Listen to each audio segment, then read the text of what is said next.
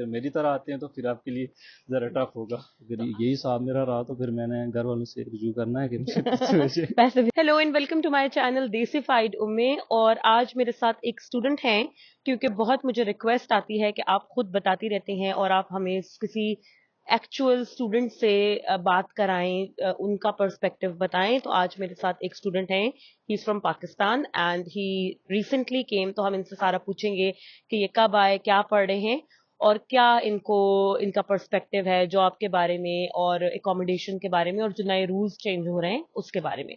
तो आज सारी बात करेंगे। तो पहले इनसे थोड़ा सा पूछते हैं। तो भाई आप मुझे बताओ, आप पाकिस्तान में कहाँ से आए हो और क्या डिग्री आप पढ़ रहे हो? मैं पाकिस्तान डिस्ट्रिक्ट कोटली आज़ाद कश्मीर से हूँ, और मैं यहाँ पे इंटरनेशनल बैंकिंग एंड फाइनेंस में आया। ठीक है, तो आप अब कौन से इनटेक में आए हो? मैं अभी सितंबर इंटेक में है हाल में। सितंबर इनटेक जी। में, तो यानी कि अभी 2-3 मंथ्स ही आपको 3 मंथ हुए हैं, 3 मंथ्स, एंड 1 2 ओके। वीक। तो आप मुझे बताओ, सबसे पहले तो कोर्स के हिसाब से आप बताओ कि कोर्स आपने खुद चूज किया अपने लिए या जिस कंसल्टेंट से अगर आपने करवाया तो उन्होंने आपको बताया, और कैसा आपको नहीं, लग रहा है? बेसिकली ये जो है ना, ये मेरी मेरी नहीं गलती, नहीं है, ये कंसल्टेंट की गलती है, क्योंकि हम उनको पे करते हैं उनकी। ये मैसेज देना चाह रहा हूँ कि अगर आप स्टूडेंट को भेज रहे हैं, पैसे ले रहे हैं, मैंने 50,000 रुपये दिए हैं, अगर पैसे ले रहे हैं तो उनको प्रॉपर गाइड करके भेजें कि भाई ये है, और ये यूनिवर्सिटी है, कहाँ जाना चाहते हैं, एरिया कौन सा है। वैसे मेरी प्रायोरिटी यही यूनिवर्सिटी थी, लेकिन कोर्स मेरा ये प्रेफर नहीं कर रहा था, लेकिन वो उन्होंने भेज दिया। तो आपको कोर्स अब मुश्किल लग रहा है या आपको ये है कि कुछ और आप बेहतर चूज कर सकते थे अपने लिए? हाँ, मेरी प्रायोरिटी ये नहीं थी, मेरा कोई इंटरनेशनल बिजनेस का प्लान था, लेकिन बस इधर ऑफर आ गया था। तो तब इंटेक जो है ना वो ख़त्म हो रही थी, तो मैं फिर इधर ही बिस्मिल्लाह कर ली है। सही। तो अब तो इसीलिए चल। देखें, हमेशा मैं भी आपको यही कहती हूँ कि हर चीज कंसल्टेंट पे बिल्कुल ना छोड़ा करें, बिकॉज उन्होंने अपने पैसे लेने होते हैं, उन्हें और कोई गर्ज नहीं होती किसी चीज से। तो अगर आप एडमिशन लेना चाह रहे हैं तो थोड़ा सा इंटरेस्ट शो करें, थोड़ा सा प्रोसेस में पार्ट लें, पूछें उससे, क्वेश्चन करें कि भाई मुझे किधर भेज रहे हो, कौन सा कोर्स है। और अगर आपको कोर्स नहीं समझ में आता तो आप कहें कि मुझे ये कोर्स में नहीं जाना, I can wait a little bit. तो अब आपकी जो फीस है इस कोर्स की वो कितनी है अभी? फीस मेरी टोटल जो है ना 15,950 है, तो अभी 12,000 मेरी पेंडिंग है, वो मैंने पे करनी है। अभी मेल आ रही है यूनिवर्सिटी की, थ्रेट कर रहे हैं कि हम वीज़ा ड्रॉप कर देंगे। तो सस्पेंशन की कि आपको? हाँ। तो तो ये भी एक नई चीज है, बिकॉज मैं भी इसी यूनिवर्सिटी की स्टूडेंट हूँ, आपको सबको पता है। मैंने मास्टर्स भी यहीं से किया, पीएचडी कर रही हूँ, बट कभी मैंने ऐसी ईमेल नहीं देखी थी। मैंने इनकी ईमेल देखी है जो इनको आई है कि आई थिंक 14 डेज का उन्होंने आपको टाइम दिया है। कितने दिन का टाइम दिया यानी है? कि उन्होंने मेल किया कि 45 डेज से आप लेट हो रहे हैं, अच्छा। तो जल्द से जल्द ये क्लियर फीस करें, लें, वरना वरना हम आपका तैयार नहीं। जो है रिकॉर्ड वो जो क्रेडिबिलिटी इमिग्रेशन को। होती हैं कंपनीज और इमिग्रेशन, उनको दे देंगे कि आपने हमें फीस नहीं दी और आपका वीजा सस्पेंड कर देंगे।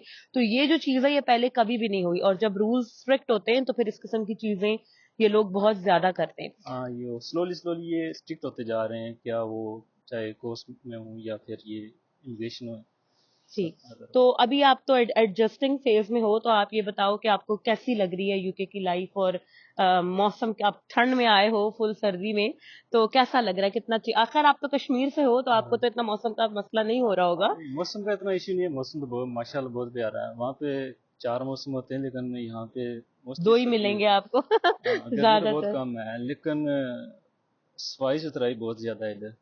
मैं जो कपड़े उधर जो है ना डेली चेंज करना पड़ते हैं, ये गले ख़राब हो जाते हैं ऐसा ही आपको है। पता ही है।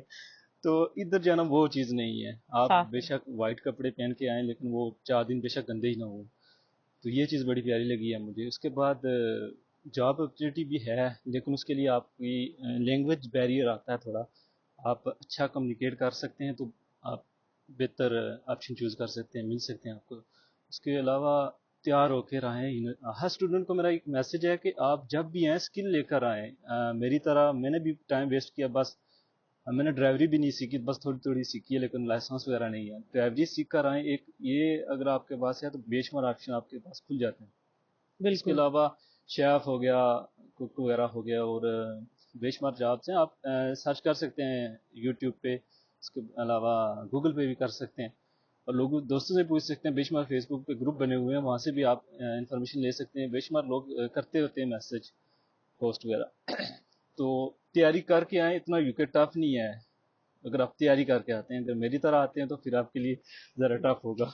तो आपका चैलेंजेस, आपने कहा मेरी मेरी तरह आएंगे तो टफ होगा, तो आप ये बताएं कि आपको क्या क्या इस वक्त चैलेंजेस का सामना है, कौन सी चीजें आपको ज्यादा मुश्किल लग रही हैं? बिकॉज ज्यादातर लोग जो आते हैं पाकिस्तान में भी और जगहों से, उनको सबसे ज्यादा एक बैरियर वेदर का लगता है कि वेदर बहुत हार्श है, तो आपको तो वो भी इतना फील नहीं हो रहा। तो नहीं नहीं, उसका आपके लिए सीन क्या चैलेंजेस हैं, क्या चीज है जो आपको मुश्किल लग रही है? अभी मेरे लिए ये मुश्किल चीज़ है वो यही है कि मैंने फ़ीस पूरी करनी है। हर बंदा आता है तो वो ये कोशिश करता है कि मैं खुद फ़ीस अरेंज करके दूँ।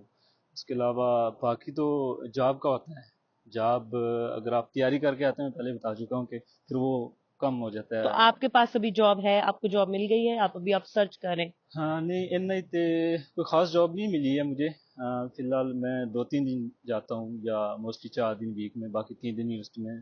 सैलरी का कोई एक रफ आइडिया अगर आप बताएं कि अभी आप जो जितना भी आप काम कर रहे हैं पार्ट टाइम के हिसाब से जाहिर है आपको मिलेगी, तो कितना एक मतलब आपका बन जाता है मंथली, एक रफ रेंज बता दें।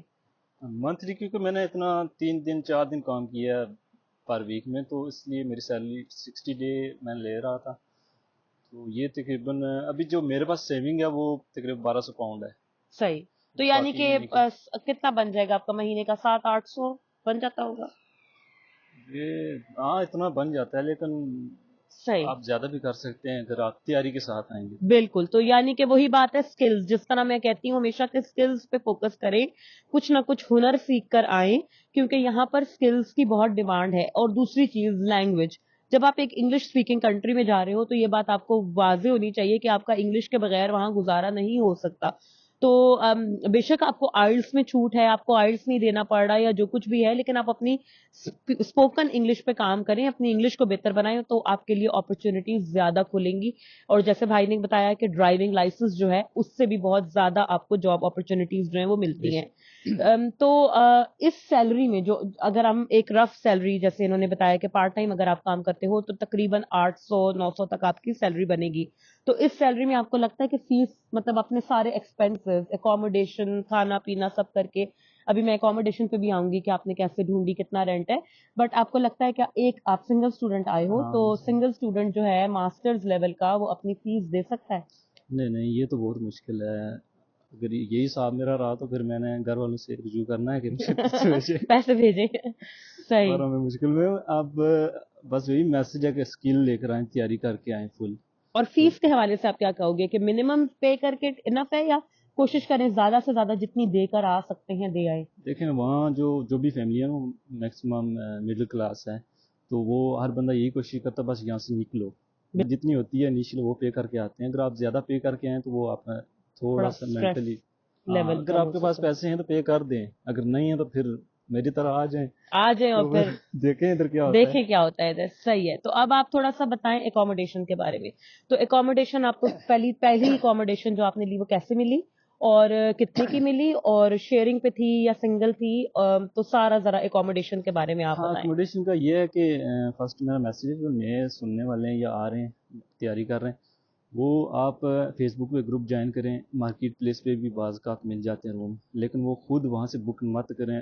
फिर इधर कोई बंदा ढूंढें, उसको बोलें कि ये मुझे एकोमोडेशन मिल रही है, आप चेक करें, उसको कंफर्म करें, तो आपको मिल सकती है। मैं जब पहली एकोमोडेशन मैंने रेफरेंस पे ली थी, मेरा एक नाइबर था उसके थ्रू, तो मैंने 2 माह वहाँ पे रहा हूँ, लेकिन वो बंदा एड्रेस यूज़ नहीं करने दे रहा था। फिर मैंने ये किया कि उधर से छोड़ दी थी, और वो 250 ले रहा था। अब मैंने 200 की ढूंढी है, और 50 पाउंड और भी सेव हो गया मेरा। तो ये तो बहुत अच्छा, आपने हाँ मतलब काफी सस्ती आपको मिल गई हाँ, है। ये भी मैंने फेसबुक पे एक पोस्ट देखी, वहाँ मैंने कॉल की और उसने बोला कि आ जाओ, मैं वहाँ चला गया और तो सेट आपको करा। रूम दिया हुआ है और शेयरिंग पे आप रह रहे हो? हाँ शेयरिंग रूम में, तो सही। फ्लैट है, 3 रूम है और 5 बंदे रहते हैं। सही है। और फिर उसमें आपका ग्रोसरीज और बिल्स का क्या है, अलग अलग देते हैं आप लोग या नहीं, बिल शेयर? इंक्लूड है इसमें, और ग्रोसरी हर बंदे की डिफरेंट टाइमिंग, को सुबह जल्दी उठता है, कोई लेट उठता है, कोई रात को लेट आता है। हर बंदा अपनी अपनी खा पी कर चला जाता है, कोई तो हर कोई बंदा अपनी अपनी बाहर ग्रोसरी से अलग। लेकर आता है। सही। तो हाँ लेकिन आपका हर महीने का ग्रोसरीज पे या खाने पीने पे रफली कितना एक्सपेंस आता होगा? ये है कि पहले मैं थोड़ा साइड एरिया पे रहता था, वहाँ पे मेरा ग्रोसरी का खर्चा कम था। तो अब मैं थोड़ा रोड पे आ गया हूँ, विक्टोरिया रोड पे। ओह। वहाँ शॉप्स वगैरह ज़्यादा है और खाने पीने का मन भी ज़्यादा करता है। जी। तो अब जो है ना तकरीबन 150 क्रॉस कर जाता है मेरा ग्रोसरी। तो बहुत सारे लोग पिछली वीडियो में मुझे टारगेट कर रहे थे इस बात पे कि फैमिली ऑफ 3 जो है, मेरे साथ मेरे हस्बैंड है, मेरी बेटी है, तो लोग मुझे बहुत टारगेट कर रहे थे कि कैसे आपकी ग्रोसरीज 500 पाउंड, आप कह रही हैं 500 पाउंड मेरी महीने की ग्रोसरी हो जाती है, तो कैसे पॉसिबल है? तो ये आपके सामने एग्जांपल है कि एक सिंगल स्टूडेंट, उनकी महीने की जो ग्रोसरी है वो रफली 150 पाउंड क्रॉस कर जाती है।